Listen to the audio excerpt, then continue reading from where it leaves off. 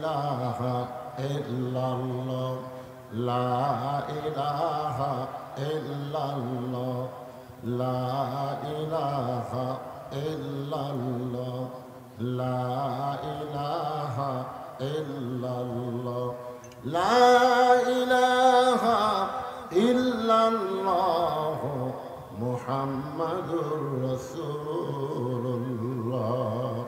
সকলে বলি সাল্লাল্লাহু আলাইহি ওয়াসাল্লাম। সম্মানিত উপজেলা চেয়ারম্যান সাহেব অত্যন্ত গুরুত্বপূর্ণ আলোচনা করেছেন যে সমাজের অবক্ষয়ের কথা বলেছেন। এখনকার ছেলেরা অনেকে মাদক আসক্ত হয়ে গেছেন। আমি বলতেছি ছেলেরা মদ খাক, জিনা খাক, যা করে করুক, কিন্তু ওই ছেলেকে যদি নামাজি বানানো যায়, ধরে কি বানানো যায়? কথা আমার না, কথা আল্লাহ। আল্লাহ বলেছেন ইন্নাস সালাতা তানহানিল ফাহশাই ওয়াল মুনকার। একমাত্র নামাজই পারে মানুষকে যাবতীয় অশ্লীলতা, খারাপি থেকে বাঁচাই দিতে। বলেন সুবহানাল্লাহ। এই জন্যই তো রাসূল বলেছেন 7 বছর থেকে নামাজের তালিম দাও। কয় বছর থেকে? আর 10 বছর থেকে জোর করে নামাজ ধরো। যদি আমাদের পরিবারের পক্ষ থেকে 7 বছর থেকে নামাজের তালিম দেওয়া হতো আর 10 বছর থেকে জোর করে যদি নামাজ ধরানো হতো, ওই ছেলে কোনোদিন মদ ধরতো না। ধরে কোনো কথা ঠিক না। আর একটা কথা, চেয়ারম্যান সাহেব অত্যন্ত গুরুত্বপূর্ণ কথা বলেছেন যে এখানে তো মানুষ হেদায়েত হবে না, কারণ বক্তারাও আসে বাণিজ্যিকভাবে। বাণিজ্যিক। আপনারা শোনেন, সূরা ইয়াসিনে আল্লাহ পাক বলেছেন ওমা ইয়াত্তাবাউ মাল্লাস আলুকুম আজরাও ওয়া হুম মুহতাদুন। আল্লাহ বলেছেন হেদায়েতের বাণী প্রচার করে কেউ যদি উজরত তালাশ করে সে নিজেই হেদায়েত না। এই আয়াতের তাফসীর আপনারা পড়বেন। এখানে বলা হচ্ছে যে কোনো কেউ মুসলমান হয়ে হিন্দুদের কাছে, ধরে কার কাছে? বিধর্মীদের কাছে কলেমার দাওয়াত দিয়া তার কাছ থেকে যদি কোনো উজরত তালাশ করে, যে ব্যক্তি কলেমার দাওয়াত দিল সে নিজেই হেদায়েত না। আপনারা বলেন, আমি কি আপনাদেরকে কলেমার দাওয়াত দিবে রয়েছি? যেরকম কলেমার দাওয়াত দিবে রয়েছি, আপনাকে মসজিদের ইমাম সাহেব নামাজ পড়ায়, আপনারা বলেন তো সেখানে বাণিজ্যিক কারবার আছে না নাই? ইমামকে মাস গেলে বেতন দেওয়া দরকার আছে না নাই? কথা কন না কেন? আপনাদের মুয়াজ্জিন সাহেব যে আজান দেয়, ওই আজানের মধ্যে বাণিজ্যিক কারবার আছে না নাই? আজান দেওয়ার পরে মাস গেলে বেতন দেওয়া হয় কি হয় না? যেরকম হয় কি হয় না? আপনাদের মাদ্রাসায় যে সমস্ত হুজুররা কোরআন শরীফ পড়ায়, আপনারা বলেন তো এরা কি ফ্রি কোরআন পড়ায় না মাস গেলে হাদিয়া নেয়? তাহলে সব জায়গায় বাণিজ্যিক ব্যবস্থা থাকবে আর বক্তাদের ব্যাপারে থাকবে না।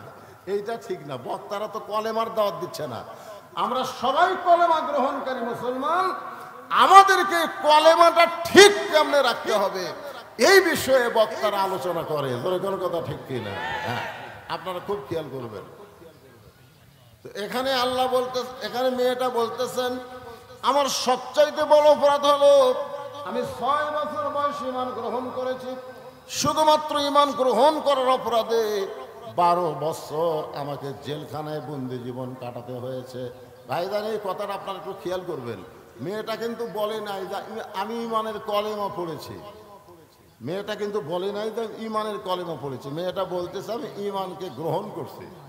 আপনারা বলেন তো ঈমানের কলেমা পড়া আর ঈমানকে গ্রহণ করা এই দুইটা কি এক? যুদ্ধের সময় আমাদের এলাকার অনেক হিন্দুরা ঈমানের কলেমা পড়ছে। অনেক হিন্দুরা আর্মি দেখলে, পাকিস্তানের সৈন্য দেখলেই তারা মুসলমানের চাইতে বেশি জিকির করছে লা ইলাহা ইল্লাল্লাহ, লা ইলাহা ইল্লাল্লাহ, লা ইলাহা ইল্লাল্লাহ। আরবিরা বলতো বিলকুল ঠিক হয়। আপনারা বলেন তো এরা কি ঈমান গ্রহণ করেছে? ওরা মুখে কলেমা পড়িছে। এক হিন্দু আমারে কইছে হুজুর মুসলমানের কলমার দাম আছে। আমি কইলাম তুমি হিন্দু হয়ে মুসলমানের কলমার দাম কেমনে বুঝলে? বলি এই কলমা মুখে জারি রাখার কারণে আর্মির গুলি থেকে বেঁচে গেছি। আমি কইলাম ভাইজান শুধু কলেমা মুখে জারি রাখার কারণে আর্মির গুলির থেকে তুমি বেঁচে গেছো, ওই কলেমা যদি কলিজার মধ্যে গ্রহণ করতা তাহলে জাহান্নামের আগুন থেকে আল্লাহ তোমারে বাঁচায় দিত। এই জন্য ঈমান গ্রহণ করতে গেলে আমাদেরকে 3টা জিনিস খেয়াল করা লাগবে। আপনার কি বিরক্ত হচ্ছেন? তাহলে যে ফাঁকা জায়গাটা আপনারা বন্ধ করলেন না কি জন্যে? এই আপনারা মনে করতেছেন যে কাজ কামের দিন আমি সারা রাত ওয়াজ করবো, একটা সময় হঠাৎ শেষ করে দেবো, আপনারা আফসোস করবেন করে এত তাড়াতাড়ি শেষ হলো কেন? ভাইজান এই জায়গাগুলো ফাঁকা করেন, পুরা করেন। আসেন, করোনার সময় আমরা বলছি ফাঁকা করে বসেন, এখন আর করোনা আছে নাকি?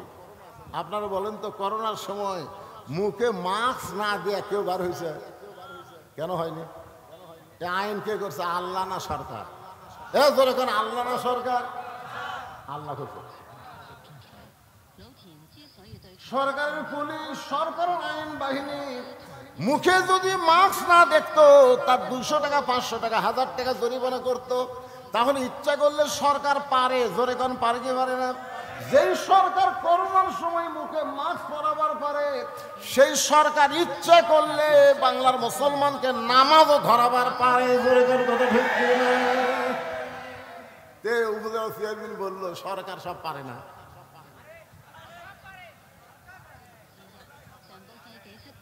ইচ্ছা করলেই পারে, কিন্তু সরকার করবে কেন? সরকারের মধ্যেই তো নামাজ পড়ে না। জোরে কোন কথা কন না কেন? আজকে মদের বিরুদ্ধে কথা বলা হচ্ছে, যে যুবকরা মদ পান করতেছে, অনেক নেতারা পর্যন্ত মদ পান করে। জোরে কোন কথা ঠিক কিনা? যে দেশের নেতারা মদ পান করে, সেই দেশের যুবকদেরকে মদের বিরুদ্ধে কেমন বলবো? মদের বিরুদ্ধে আইন আছে না নাই? কোরআনে আইন আছে না নাই? জোরে কোন? ওমর ফারুকের ছেলে মদ পান করছিল, 5 হাত বাড়ি দিয়ে নাই। কোরআনে আল্লাহর আইন আছে না নাই? আমাদের যুবকেরা নামাজ না পড়লেও আইন আছে, এই যে ফ্রিজিং করলে তারও আইন আছে। সব কিছুর আইন আল্লাহর কোরআনের মধ্যে আছে। এই জন্যই তো আল্লাহ বলেছেন অনুনাজ্জিলু মিনাল কোরআনি মা হুয়া শিফাউ ওয়া রাহমাতুল লিল মুমিনিন। যার বাংলা স্লোগান হলো সব সমস্যার সমাধান দিতে পারে আল কোরআন। সব সমস্যার সমাধান আল কোরআনের আলো। ঘরে ঘরে জালো, ঘরে ঘরে না, সংসদেও না, অ্যাঙ্গেলে মার দেওয়া লাগে। অ্যাঙ্গেলে মার হলো সব জায়গায় জালো। আপনারা বলেন সব জায়গায় যদি আপনি বলেন তার মধ্যে সংসদ আছে না নাই? এখন যদি আপনারা বলেন সংসদে জালো, তখন ওরা বলবে হুজুর ওই দলের লোক। আমরা কোরআনের মাহফিলে এসে এক দল করব না, সব মুসলমান এক দলের মধ্যে চলে আসবো। দলে কোন কথা ঠিক কিনা? আপনারা বলেন তো, মসজিদের মধ্যে ঢুকলে আমরা কয় দল? দলে কোন কয় দল? আওয়ামী লীগ, বিএনপি, জাতীয় পার্টি, জামাত সবাই মিলে দেখবেন কাতার সোজা করতেছে। আওয়ামী লীগ সরকারি দল, ক্ষমতা আছে, ওই কাতারের থেকে 4 আঙ্গুল সামনে গেছে। তখন জামাতে ইসলাম হাত ধরে টানতেছে।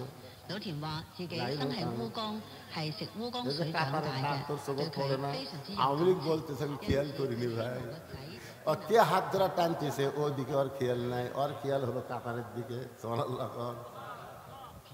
তার মানে বোঝা গেল মসজিদের মধ্যে যখন ঢুকে তখন আওয়ামী লীগ, বিএনপি, জাতীয় পার্টি ঢোকে না, সবাই এক কাতার হয়। আল্লাহর কোরআনের মাহফিলে যখন আমরা বসে যাব, তখন আওয়ামী লীগ, বিএনপি, জাতীয় পার্টি থাকবো না, আমরা সবাই আল্লাহর দল হয়ে যাব। ঠিক আছে? মেয়েটা বলতেছে আমির আল মুমিনিন, সকালবেলা 3টা করে চাবুক, বিকালবেলা 3টা করে চাবুক। আমার এমন কোনো জায়গা নাই যে জায়গায় চাবুকের আঘাত লাগে নাই। আপনি যখন রোম পারস্য দখল করলেন, তখন আপনি ঘোষণা করে দিলেন মুসলমান কোন রাষ্ট্র যখন দখল করবে, ওই রাষ্ট্র তখন আল্লাহর আইনে চলবে। আর আল্লাহর আইনে যখন কোনো রাষ্ট্র চলবে, ওই রাষ্ট্রের মধ্যে জেলখানার কোনো দরকার হবে। আপনারা বলেন তো, আল্লাহর আইন এটা কি? আল্লাহর আইন কি দেরি করে না ডাইরেক্ট? যেরকম দেরি করে না ডাইরেক্ট? Direct action. আপনি যখন রোম পারস্য দখল করলেন, আমি রোমের একটা জেলখানার মধ্যে বন্দী ছিলাম, আপনি জেলখানার দরজা উন্মুক্ত করে দিলেন। আমি জেলখানার দরজা খোলা পাইয়া, কারণ আমার দাদা খ্রিস্টান, আমার বাবা খ্রিস্টান, আমার 14 গোষ্ঠী খ্রিস্টান। আমি এখন কি করব? এই 2 পাহাড়ের মাঝখানে 6 দিন হলে ঘুরতেছি। আপনার যদি দেখা যায়, আপনার কাছে এই দুঃখী মেয়েটা একটু আশ্রয় চায়। ওমর ফারুক চোখের পানি বের করে বললেন, মা আমি তোমাকে আশ্রয় দিবার পারবো না। কারণ ইসলাম কোনোদিন কাউকে আশ্রয় দেয় না, বরং ইসলাম মানুষকে অধিকার দিয়ে দেয়। আপনারা বলেন তো, ইসলামে নারীদের অধিকার আছে না নাই? আজকে অনেক মেয়েরা বলে ইসলামে আমাদের কোনো অধিকার নেই। এই যে একজন তাসলিমা নাসরিন একটা বই লিখছে, নির্বাচিত কলম। ওই নির্বাচিত কলমের মধ্যে লিখছে আর রেজালু কাওয়ামুনা আলান নিসা, যে পুরুষরা নারীদের উপরে থাকবে। এই আয়াতটার ব্যাখ্যা করে তাসলিমা নাসরিন নাস্তিক বলেছে, এইখানে আল্লাহ তাআলা পুরুষের চাইতে নারীদের দাম কমাই দিছে, কারণ পুরুষেরা থাকবে উপরে, নারীরা থাকবে নিচে। আপনারা বলেন তো, এই আয়াতটা আল্লাহ কোন প্রেক্ষাপটে নাযিল করছে? নারী যদি মা হয় তাহলে নারীর দাম বাবার চাইতে অনেক বেশি। জোরে কোন কথা ঠিক কিনা? নারী যদি মেয়ে হয় তাহলে ছেলের চাইতে মেয়ের দাম কম না বেশি?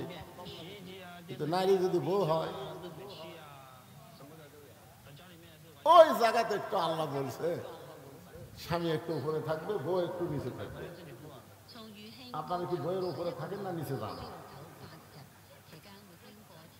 পদ্মার চরে জালা জালেন একটা অস্থায়ী ঘর বানাচ্ছে, চাটাইয়ের ঘর।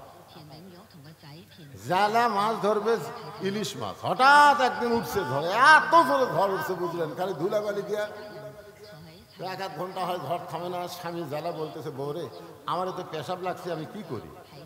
বউ বলতেছে, দরজা খোলা যাবে না, কারণ বাইরের বালি এসে ঘর মেখে যাবে। স্বামী বলতেছে, তাহলে ঘরের মধ্যে পেশাব করি।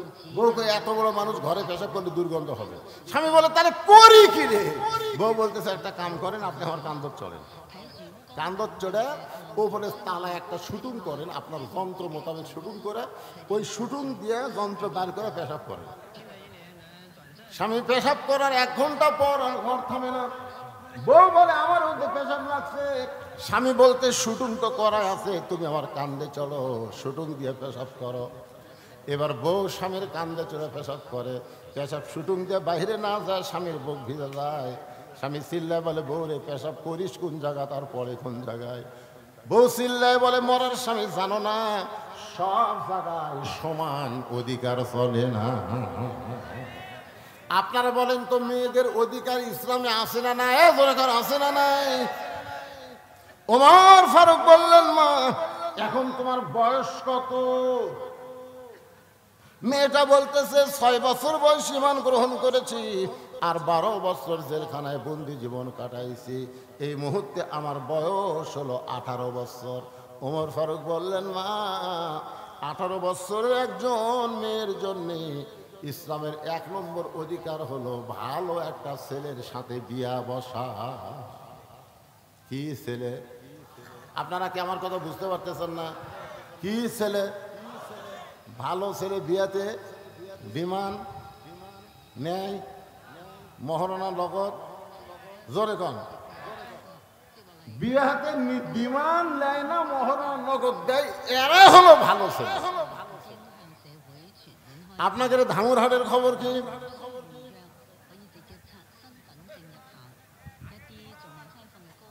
যে ব্যক্তি ডিমান্ড নিয়ে বিয়ে করে, ওই যতইবার কবুল করুক আর বিয়া হয় না। এই ডিমান্ড নিয়ে বিয়া করার কারণে স্বামী স্ত্রী মিলন হওয়ার পরে যে মালগুলা বাড়ায়, ওই মালগুলা কোরআনের মাহফিলে বসে। আপনারা আজকে সর্বাত্মক স্বীকার করবেন, ডিমান্ড নেওয়া জায়েজ না হারাম? মহরনা দেওয়া ফরজ না সুন্নত? মহরনা দেওয়া ফরজ, সেই মহরনা দেয় না। আর যেই ডিমান্ড নেওয়া হারাম, সেই ডিমান্ড নেয়। এরা কোনোদিন ভালো ছেলে হতে পারে না। ওমর ফারুক বললেন, মা তুমি একটা ভালো ছেলের খবর কোথায় পাইবা? কারণ তোমার তো কোনো অভিভাবক নাই। আগুন। বিয়া করার আগে বিয়াটা কি ভালো জানে, 2টা ডাব কিনে নেয়, একটা বাবু কাটা দেয়, একটা মাও কাটা দেয়। বাপ মাও কয়, আমাকে আল্লাহ ফেরেশতা দিছে। কিন্তু বিয়ে করার পরে বউ যে কি কান মন্ত্র দিছে, উই আর আপনাকে এই কি জায়গার নাম হাটনগর আর থাকে না। উই এখন বউলিয়া চলে গেছে নওগাঁয়। এখন নওগাঁ বউলিয়া থাকে, বাসা করছে, 3 তলা বাসা করছে, ওটি বউলিয়া থাকে। বাপ মা থাকে হাটনগর। একদিন বাবা অসুস্থ হয়ে নওগাঁয় ভালো ডাক্তার দেখানোর জন্য হয়ে গেছে। ভালো ডাক্তার ধরনের একটা লম্বা সিরিয়াল দেখতে দেখতে রাত 9টা বাজছে। রাত কয়টা? এখন চিন্তা করে 9টার সময় হাটনগর কেমনে যাই? মন বলতেছে কে তোর বেটার বাসা নাই। ওই তখন ওই মনের তাগিদে বেটার বাসাত গেছে। বেটার নাম হলো আব্দুল্লাহ। কি সুন্দর নাম, আব্দুল্লাহ। আব্দুল্লাহ বাসা থেকে চুম করছে, কে রে? আমাকে সবাই সার করে ডাকে, সাহেব করে ডাকে, আমার নাম ধরে ডাকলে মরদ কে রে? আপনারা বলেন তো, সন্তান যত বড়ই সাহেব হোক, নাম ধরে ডাকার মরদকে? আব্দুল্লাহ দরজা খুলে তাকায় দেখে বাবা এতিমের মতন দাঁড়ায় আছে। আব্দুল্লাহ বলে, বাবা রাত 9টার সময়, কারণ খবর কি? বাপ বলতেছে, আমার মন কখনো চাইনি তোর বাসা আসা, কিন্তু ডাক্তারের কারণে বাধ্য হয়ে আমাকে আসতে হলো। আব্দুল্লাহ হাত ধরে বলতেছে, বাবা এত রাগ কেন করছেন বাবা? বাবা মনে মনে কয়, রাগ তো তোর উপর করিনি, তুই যে মালটা বিয়ে করছো। রেস্ট রুমে এখন বাপকে বসায় দিয়ে আব্দুল্লাহ আস্তে আস্তে বউয়ের কাছে গেছে। বউ যে ঘরে ঘুমায় আসে না চাদর দিয়ে, ওই ঘরের মধ্যে যে আব্দুল্লাহ ফিস ফিস করে বলতেছে, লক্ষ্মীটি, সোনার ময়না, বাবা এসে কি হচ্ছে? তোমার বাবা যখন আব্দুল্লাহ আব্দুল্লাহ করে ডাকলো, আমি কি ঠসা? আব্দুল্লাহ জোরহাত করে বলতেছে, বাবা কোনোদিনও আসে না রে, আজকে বিপদে আছে, আর তুমি এইরকম করে ভাষা। বাবার সামনে একটু খাবার দাও। বউ বলতেছে, আমার মাজা বেদনা করে, পিঠ শিরশির করে, পারলে তুমি দাও। আব্দুল্লাহর বাপ কি আর কম? চিল্লাই বলতেছে, কে রে আব্দুল্লাহ, তুই কি মনে করছিস আমি খাবার জন্য যাচ্ছি? যাওয়ার ফাঁকা পাইনি দেখে তোর বাড়ি যাচ্ছি, থাকার একটু জায়গা দে, খাওয়া লাগবে না। আব্দুল্লাহ রাত 9টার সময় বাবা না খাইয়া ঘুমায় গেছে। রাতটা যখন 11টা বাজে, তখন আব্দুল্লাহ শালা, আপনার আব্দুল্লাহর শালা বলতে কি বুঝতেছেন? বইয়ের ভাই। 11টার সময় এসে ডাকতেছে, শেফালি আপা। আব্দুল্লাহর বইয়ের নাম হলো শেফালি। শেফালি আপা, সঙ্গে সঙ্গে শেফালি কম্বল ফেলা দিয়া মারছে লাভ। আব্দুল্লাহ তাকায় দেখে কম্বল আছে, বউ নাই। বউটা দৌড়ে গিয়ে গেট খুলে বলে, ভাইজান এত রাত্রে কোত্থেকে? বলে ক্রাম বোর্ড খেলতে খেলতে রাত হয়ে গেছে, আপা আমি একটু ঘুমাবার চাই। বলে কিসের ঘুম? আগে খাওয়া। তুই না খাইয়ে ঘুমাইলে আমার চোখে ঘুম ধরবে না।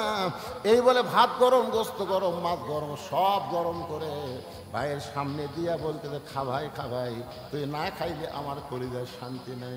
আব্দুল্লাহ মনে মনে চিন্তা করে, 9টার সময় আমার বাবা আইছে, তখন তোর মাজা ব্যথা করে, পিঠ শিরশির করে, আর 11টার সময় খা ভাই, খা ভাই, খবর কি?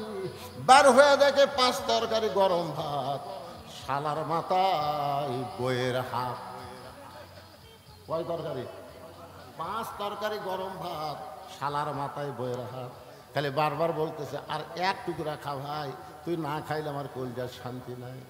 আব্দুল্লাহ চুপি চুপি বাবা যেই ঘরে ঘুমায়, ওই বাবার ঘরের জানলার কাছে জিরো বাল্বের আলোতে তাকায় দেখে বাবার শুকনা মুখটা দেখতে পায়। আব্দুল্লাহর চোখটা পানি পড়তেছে। যেই বাবা নিজে না খাই আমাকে লেখাপড়া করাইছে, যেই বাবা মাটির বিছনার থেকে আমাকে খাট বানায় দিছে, আজকে আমার সেই দরদের বাপ না খাইয়া আছে, আর সালাদ সামনে 5 তরকারি গরম ভাত, আমার কি কিছুই করণীয় নেই। সঙ্গে সঙ্গে আল্লাহর কোরআন বলতেছে, আল্লাযী খালাকাল মাউতা ওয়াল হায়াতা লিয়াবলুয়াকুম আইয়ুকুম আহসানু আমালান ওয়া হুয়াল আজিজুল গফুর। আল্লাহু আকবার। আব্দুল্লাহ রে, তোর মৃত্যুর হায়াতকে আমি আল্লাহ সৃষ্টি করেছি পরীক্ষা করার জন্য, সুন্দর আমল করতে হবে। আল্লাহ কোরআনে বলেছে, ওয়াকাযা রাব্বুকা আল্লা তা'বুদু ইল্লা ইয়্যাহু ওয়া বিল ওয়ালিদাইনি ইহসানান। আল্লাহর পরেই হলো বাপ মা। তোর সেই বাপ না খেয়ে ঘুম পাড়তেছে, তোর শালার সামনে 5 তরকারি গরম ভাত, তোর কি করার কিছুই নাই? আল্লাহর কোরআন ঈমান জাগায় দিছে। জোরে কোন সুবহানাল্লাহ। গোটা বিশ্বের মানুষকে ঈমানকে জাগাইতে পারে সেই কিতাবের নাম কি? আব্দুল্লাহ চিন্তা করে, ভাই কোরআন যত ইমান জায়গা দেখি রে, বর্তমানে নারী নির্যাতনের কেস আছে, মরদ নির্যাতনের কোনো কেস নেই। আমি কি করি? বিবেক বলতেছে কোরআন কিছুই নাই, তোর বাড়ি খুঁজা দেখে আটা বলা উটি বলা একটা বেলান আছে, দেখ দেখ করার কিছু নেই পাগলা। ওই খুঁজা দেখে উঠি বলা একটা বেলান আছে, ওই বেলার হাতে নিয়ে চিন্তা করতেছে কি করব। বিবেক সবচাইতে বড় আদালত। বিবেক বলতেছে তোর বউ তো তোর শালাক ভাত খিলাচ্ছে, কোনো দিকে খেয়াল নাই। কারণ মেয়ে মানুষেরা যখন তার বাপের আত্মীয় আসে তখন আর অন্য কোনো দিকে খেয়াল থাকে না, একটাই খেয়াল, খালি তারা বাপের আত্মীয়। এখন যে হারে খিলাচ্ছে ওর তো কোনো খেয়াল নাই। তুই বিড়ালের মতন চুপি চুপি যায় ওর পিছনে দেখা উঁচু হয়ে আছে, ওই উঁচা জায়গা বিসমিল্লাহ কয়ে একটা বাড়ি মারবো, একটা হজের সব, দুটা বাড়ি মারবো, দুটা হজের সব। এখন তুই কয়টা হজের সব নিব সেটা তোরই ব্যাপার, কিন্তু খবরদার নিচেও জান মারিস না, উপরেও জান মারিস। কারণ নিচে মারলে কেস খাবো, উপরে মারলেও কেস খাবো, কারণ দেখাবার পারবি। আর মিডল পয়েন্টে মারলে লুসবি ঠিকই, কিন্তু কাউকে দেখাবার পারবি না। ধরে কারণ ঠিক, কারণ ওই জায়গা কাপড় খুলে কাউকে দেখাবি। বিলাই যেমন ইন্দুর ধরে, আব্দুল্লাহ চুপি চুপি বইয়ের পিছনে সে বেলান নিয়ে উঠি বলা বেলান নিয়ে দাঁড়ায় আছে। আর বউ খালি ভাইকে বলতেছে আর এক টুকরা খা। ভাই বলতে জোড়া কাপা, আর আমি পারবো না। বোন বলতেছে ভাই রে তাহলে আর এক টুকরা মুরগিলে, না পা আমি আর পারতেছি না। আব্দুল্লাহ কয় আমার বাপ না খেয়ে আছে, তোর পিঠ বেদনা, তুই শিষ্যের ঘরে কম্বল ছাড়লি না, তোর ভাই খাবার চাই না তারপরেও খাবার দেশ।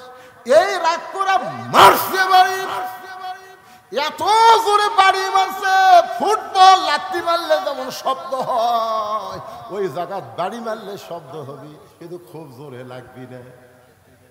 মাঝে মধ্যে প্র্যাকটিস করে দেখবেন, বইয়ের ওই জায়গা বাড়ি মারবেন, শব্দ হবি কিন্তু খুব জোরে লাগবি। কাকু বলবারও পারবি, আমার পাতার উপর মারছে কাকু বলবার পারবে, খালি লুসবি ঠিকই। যে বাড়ি মারছে বউ দৌড়, শালাও দৌড়। শালা চিল্লাই বলে দুলা ভাই এত রাত্রে আমার বোনকে মারলেন কেন? আব্দুল্লাহ চোখের পানি বের করে বলে তোর বোন আমার কে হয়? তোর বোন আমার কে হয়? তোর বোনকে আমি এত ভালোবাসি, হাটনগর বাপ মাকে বাদ দিয়ে আমি নগর শহরে শুধু তোর বোনের জন্য একটা বাসা বানাইছি। কারণ বউকে ভালোবাসার কথা ইসলামে আছে না নাই? এজরে কারণ ভালোবাসার কথা ইসলামে আছে না নাই? আল্লাহর নবী ঘরের মধ্যে বসে আছে, এমন সময়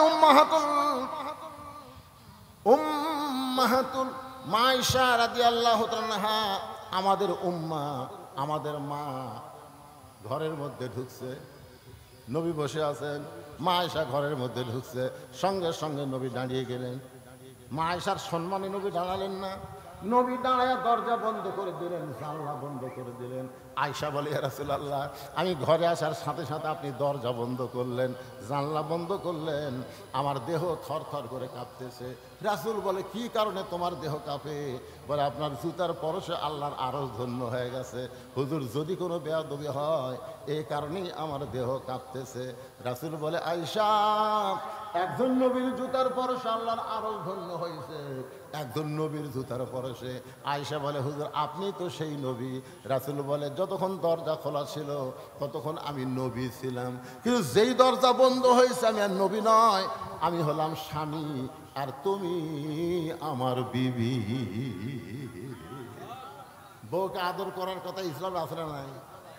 নবী বলতেছেন একজন নবীর জুতার ভরসা আল্লাহর আরশ ধন্য হয়েছে। আয়েশা বলে আপনি তো সেই নবী। রাসূল বলে আমি নবী ছিলাম রে যতক্ষণ দরজা খোলা ছিল, এখন দরজা বন্ধ, কিসের নবী রে? আমি হলাম স্বামী, তুমি আমার বিবি, আসো। মা আয়েশা দৌড়ে এসে স্বামীর মুখে মাথা দিয়ে কয় আল্লাহ, এতদিন জানতাম আমার নবী বিশ্ব নবী, আজকে দেখতেছি আমার নামই হলেন এক নম্বর স্বামী। নবী আস্তে করে মা আয়েশাকে বুকের মধ্যে নিয়ে এই ডান হাত দিয়ে পিঠের উপর একটা চাপ দিছে। এই চাপ দেওয়া কিন্তু সুন্নত। আপনারা বউ বুকের মধ্যে নিয়ে একটা কি দিবেন? কথা কয় না একেবারে শোনেন, ফেতনার জামানায় একটা সুন্নত আমল করলে 100 গলা কাটা শহীদের সব। কোনদিন চাপ দিচ্ছেন আপনারা? যারা বিয়ে করতেছেন ভাই, আমি তার খুব বলতেছি, আর প্রেমিকা সাপ দেওয়ার কথা বলতেছি না। এখন বউকে বুকের মধ্যে নিয়ে আল্লাহ রাসূল, আল্লাহর নবী হলেন আমাদের আদর্শ। নবী যখন ডান হাতে চাপ দিয়েছে, সঙ্গে সঙ্গে আল্লাহ বলে, জিবরাইল যা যা নবীর কাছে কোরআন শরীফ নিয়ে যা। ফেরেশতা জিবরাইল বলে, আল্লাহ বহুবার নবীর কাছে কোরআন নিয়ে গেলাম, এইভাবে তো কোনোদিন বলেন নাই। আল্লাহ বলে, জিবরাইল নবী ঘরের মধ্যে যে আমল করতেছে, এই আমলে আমি আল্লাহর আরশ খুশি হয়ে গেছে। সুবহানাল্লাহ, জোরে কোয়া যায় না? আপনারা বলেন তো, নবী কি ঘরের মধ্যে নামাজ পড়তেছে, জিকির করতেছে, তসবিহ তেলাওয়াত করতেছে, কি করতেছে? বুকের মধ্যে চাপা ধরায় আল্লাহর কাছে সবচাইতে দামি আমল। বলে বল সুবহানাল্লাহ। যা রে জিবরাইল যা, কোরআনের আয়াত নিয়ে নবীর কাছে যা। ফেরেশতা জিবরাইল কোরআনের আয়াত নিয়ে নবীর বাড়ির পাশে দাঁড়িয়ে বলতেছে, আসসালামু আলাইকা ইয়া রাসূলুল্লাহ। নবী আয়েশাকে বুকের মধ্যে নিয়ে চমকে উঠলেন। আয়েশা বলে, হুজুর আপনি চমকালেন কেন? বলে, ফেরেশতা জিবরাইল আমাকে সালাম দিল। আয়েশা বলতেছে, এই সময় ফেরেশতা আসার টাইম হলো, কারণ বউ যখন স্বামীর বুকের মধ্যে থাকে মনে হয় বউটা জান্নাতের মধ্যে আছে। জোরে কোন কথা ঠিক না? আল্লাহ রাসূল বলে, আয়েশা জিবরাইল নিজের ইচ্ছায় কোনোদিন আসে না, জিবরাইল আল্লাহর হুকুমে আসে। দেখি জিবরাইল কি জন্য আসে। নবী বললেন, জিবরাইল কারণ কি? জিবরাইল বলে, হুজুর ঘরের মধ্যে কি করতেছেন আমি জানি না, তবে আল্লাহ পাক আমাকে জানাইছে যে আমল করতেছেন আল্লাহর আরশ খুশি হয়ে গেছে। আল্লাহ কোরআনের আয়াত নাজিল করেছে, হুন্না পড়েন, হুন্না লিবাসুল লাকুম ওয়া আনতুম লিবাসুল লাহুন্না। তোর বোন আমার বউ হয় রে, সে আদরের বউকে আমি কেন মারলাম? আয় শালা বলতেছে, আমাকেও মারবেন নাকি? বলে, তোকে মারবো না, তোকে একটু দেখাবার চাই, আয়। এবার শালার হাত ধরে বাবা যেই ঘরে ঘুমায় ওই ঘরের জানলার কাছে নিয়ে গিয়ে বলতেছে, দেখ তো ভিতরে কে। শালা বলতেছে, আপনার বাবা কখন আইছে? দুলা ভাই আপনার বাবা কখন আইছে?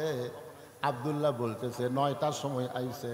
তোর বোন কইছে মাজা বেদনা পিঠ শিরশির করে, আমার বাবার সামনে খাবার দেয়নি বলে বাবা রাগ করে না খেয়ে ঘুমিয়ে গেছে। আর 11টার সময় তোর সামনে 5 তরকারি গরম ভাত। বললে শালা বল আমার আমল কি?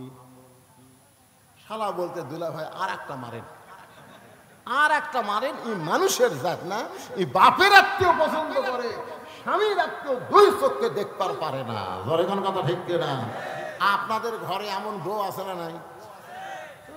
ওর বাপের বাড়ি একটা ফকির আসলে আমার মায়েরা যারা পর্দার অন্তর আছেন, মা মনে কষ্ট নিয়েন না। যে স্বামীর পায়ের তলে আপনার জান্নাত হওয়ার কথা ছিল, কিন্তু পায়ের তলে জান্নাত না হয়ে রাসূল বলেছেন, আল্লাহর পরে কাউকে যদি সেজদা দেওয়ার হুকুম থাকতো তাহলে প্রত্যেকটা নারীকে বলা হতো, তোমার স্বামীর পায়ে সেজদা করো। ফাতেমা বলতেছে, বাবা এই যে স্বামীর পায়ে সেজদা করা, এই আমলটাই কি মেয়েদের সবচাইতে বড় আমল? আল্লাহ রাসূল বলে, ফাতেমা নারীদের সবচাইতে বড় আমল হলো পর্দা। ধরে বলেন, নাম কি? তুমি মনে করো না তোমার বাবা বিশ্ব নবী বলে আল্লাহ তোমাকে জান্নাত দিবে, এইটা কখনোই তুমি মনে করো না। ফাতেমা বলে, বাবা আমি মাঝে মধ্যে মনে করি আমার বাবা বিশ্ব নবী বলে আল্লাহ সেই খাতিরে হয়তো আমাকে জান্নাত দিবে। রাসূল বলে, ফাতেমা রে, জান্নাতে যদি যাওয়ার চাও তাহলে জান্নাতের আমল করে তোমাকে জান্নাতে যেতে হবে। ফাতেমা বলে, বাবা জান্নাতের আমল কি?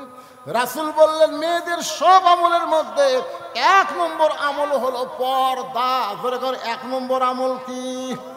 আমার মায়েরা যারা পর্দার অন্তরালে একটু মনোযোগ দিয়ে শোনেন। গভীর রাত্রে হযরত আলীকে বুকের মধ্যে নিয়ে ফাতেমা ছোট বাচ্চার মতন কাঁদতেছে। আলী বলে, ফাতেমা কান্দার কারণ? বলে, ওগো স্বামী, আল্লাহ পাক আমার দোয়া কবুল করেছে, আজকে রাতের বেলায় আমার মৃত্যু হবে। যেই বলেছে রাতের বেলা মৃত্যু হবে, গাছের গোড়া কাটলে গাছটা যেমন পড়ে যায়, হযরত আলী তেমনি পড়ে গেলেন ঘরের মাজায়। মা ফাতেমা মুচকি মুচকি হেসে স্বামীর কপালে একটা চুমা দিয়ে বলে, স্বামী গো, আমি এতদিন ধরে জানতাম আপনি হলেন পৃথিবীর সবচাইতে বড় আলেম। আমি এতদিন ধরে জানতাম আপনি পৃথিবীর সবচাইতে বড় বীর। মরার খবর শুনে আপনি কেন কাঁদতেছেন? কারণ দুনিয়াতে মানুষ এসেছে থাকার জন্য না, মানুষ এসেছে যাওয়ার জন্যে। আপনারা বলেন তো, দুইজন চাষটালে গল্প করতেছে, অমুকের ফাঁসি হলো রে, অমুকের ফাঁসি হবি। আমি দৌড়া গিয়ে বললাম, কে ভাই তোমরা যে গল্প করতেছো অমুকের ফাঁসি হলো অমুকের ফাঁসি হবি, তোমার যে মৃত্যু হবি, যেই কথা তোমার মৃত্যু চমকে উঠল কেন? কারণ ফাঁসির তারিখ আছে, মরার কোনো তারিখ। আপনারা বলেন তো, আমাদের কোনো তারিখ আছে? কে কবে মরবেন এইটাকে আপনারা জানেন? তাহলে যেই যুবকেরা মিলে আজকে মাহফিল করতেছে, যুবকেরা কোথায়? একজন? কয়জন যুবক? তোরা কয়জন যুবক রে? এই যুবকেরা, যারা আজকে কোরআনের মাহফিল করতেছ, আমি তাদেরকে বলবো, তোমরা বিবেকের আয়নায়, বিবেকের আদালতে জিজ্ঞাসা করো, তোমরা কি মাগরিবের নামাজ পড়েছো? তোমরা কি এশার নামাজ পড়েছো? তোমরা কি ফজরের নামাজ পড়বা?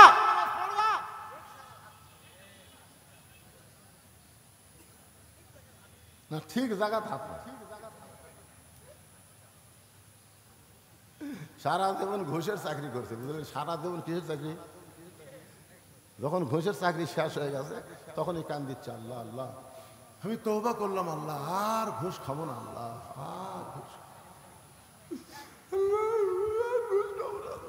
আল্লাহ কয় ফেরেশতা কয় কান সারা তল মারতো, আল্লাহ কি করে? যতদিন ঘুষের চাকরি আছিল তখনই তওবা করেনি, এখন চাকরি শেষ আর ঘুষ খাওয়ার পারবি না, তখনই তওবা করতেছে। বুড়া বয়সে আল্লাহর কাছে কান দিচ্ছে, আল্লাহ আমি আর চুরি করবো না, আল্লাহ আমি যৌবন বয়সে যা করছি করছি, আল্লাহ বুড়া বয়সে আর চুরি করবো না। আল্লাহ কয় চুরি করার ক্ষমতা আছে।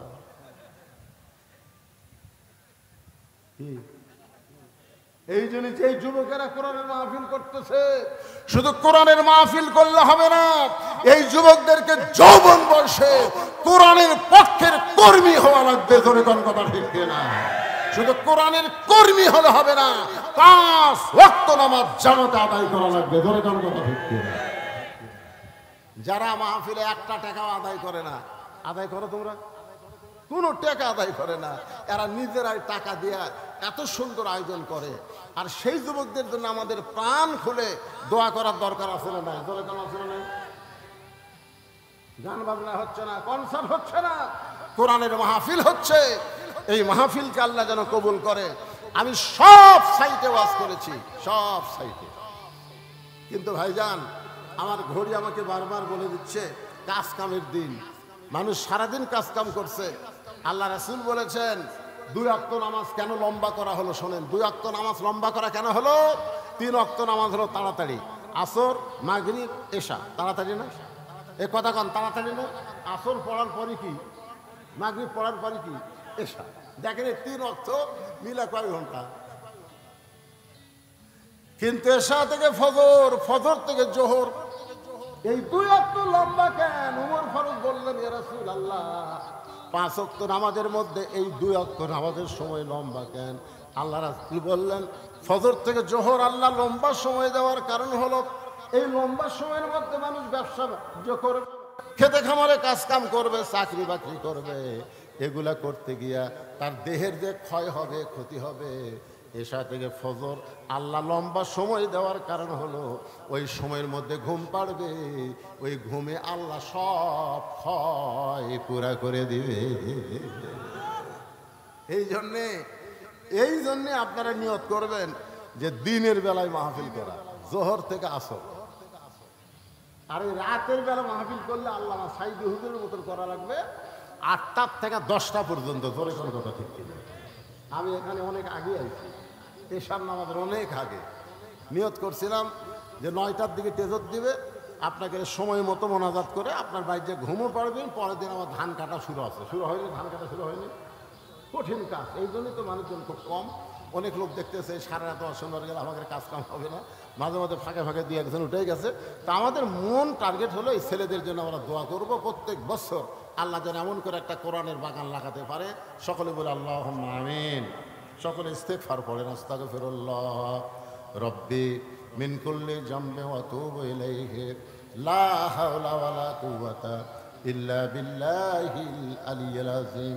আল্লাহুম্মা সাল্লি আলা সাইয়্যিদিনা শাফিনা নাবিয়িনা মাওলানা মুহাম্মদ ওয়া আলা আলিহি ওয়া সাহবিহি ওয়া বারাক ওয়া সাল্লিম। আল্লাহুম্মা আমিন।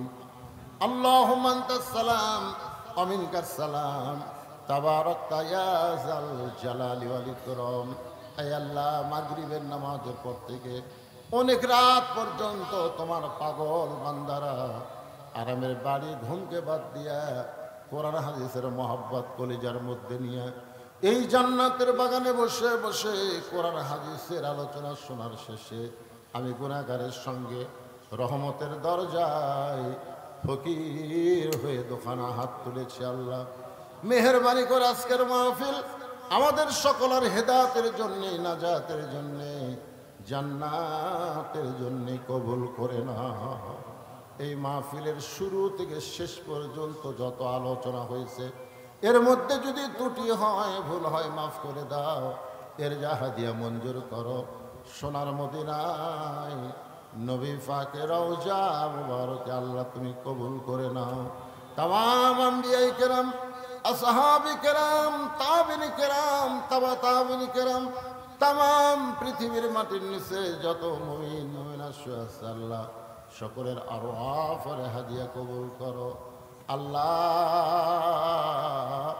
আমরা যারা হাত তুলেছি আমাদের জনম দুঃখনি মা যাদের কবরে চলে গেছে, ছোট্ট একটা শব্দ হলো মা।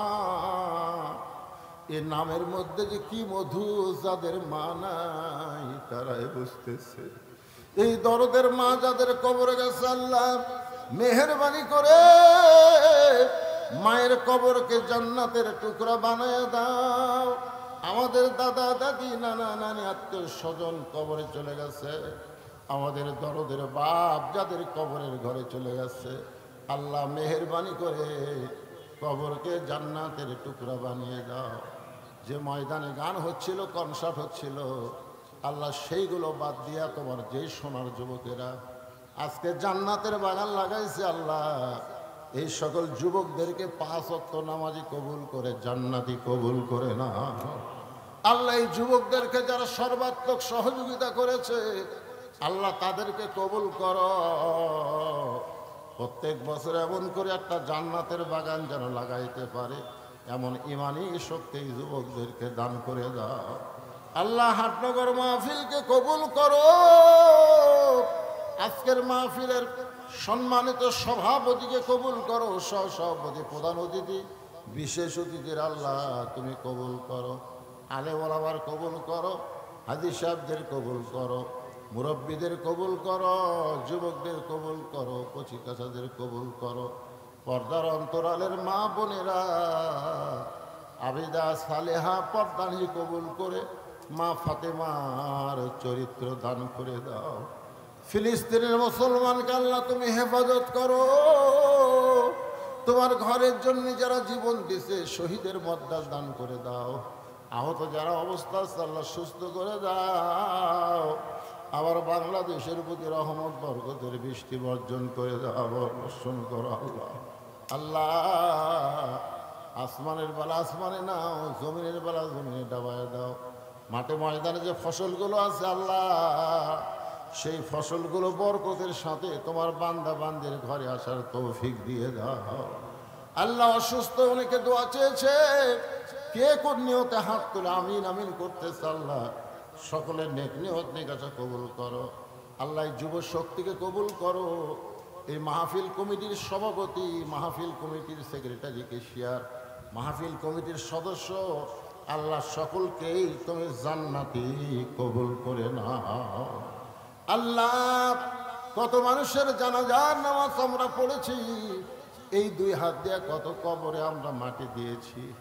একদিন আমরা সবাই মরে যাব। যেদিন আমাদের মৃত্যু হবে দিনটা যেন জুমার দিন হয়, মাসটা যেন রমজান মাস হয়। ইমানের সাথে ইজ্জতের সাথে এই দুনিয়া থেকে বিদায় নেওয়ার কালে আমাদের জবানে জারি করে দিও লা ইলাহা ইল্লাল্লাহু মুহাম্মাদুর রাসূলুল্লাহ সাল্লাল্লাহু আলাইহি ওয়াসাল্লাম। আসসালামু আলাইকুম ওয়া রাহমাতুল্লাহি ওয়া বারাকাতুহু।